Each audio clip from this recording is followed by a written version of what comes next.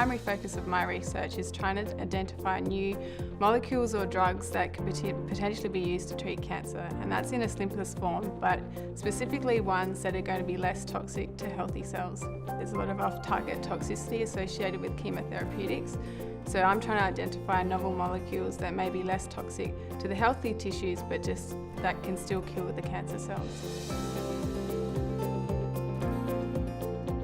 For me personally, I knew during primary school that I was passionate about cancer research. I had some friends, their brother passed away from leukemia, and I had a few other people in my school that passed away from leukemia.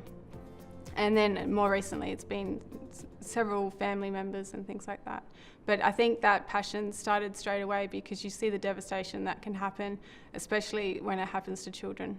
Acute lymphoblastic leukemia, they've come leaps and bounds. Now they're up to about 80% survival for children with that cancer. So I would say the quality is on par, but you've got the numbers here. And so I really enjoyed my time in the US and doing my research in the US, and I did find it a very stimulating place and an easy place to build collaborations and strong and good collaborations to advance your research. In Australia, I'm starting to establish that now, but we still continue our collaborations with the people in the US.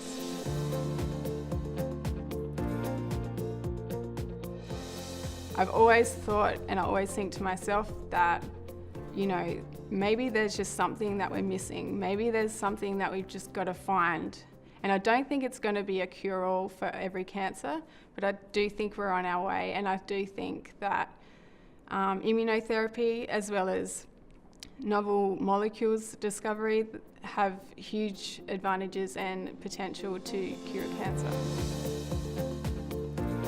For me, I really like, reading a lot of information. You need that good knowledge base behind you to understand how to go forward with your research.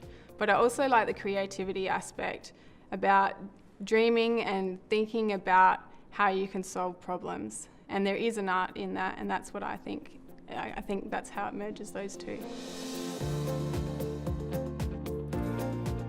Last year at this Hope Funds for Cancer Research Gala, I was sitting next to Dr. James Watson, who discovered the structure of DNA. And for me, I had to think about where I've come from and how I ended up there, and so many people would be jumping at the chance for that opportunity. And for me, I did ask him the hard questions. I did ask him, what does he think is going to be the answer? And we had a bit of a healthy debate about what our ideas was and what he thought, and a lot of them were along the same lines.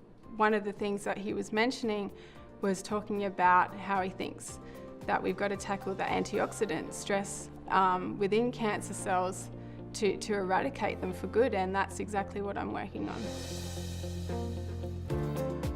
I would love to have my own lab, and I hope that will be sooner rather than later.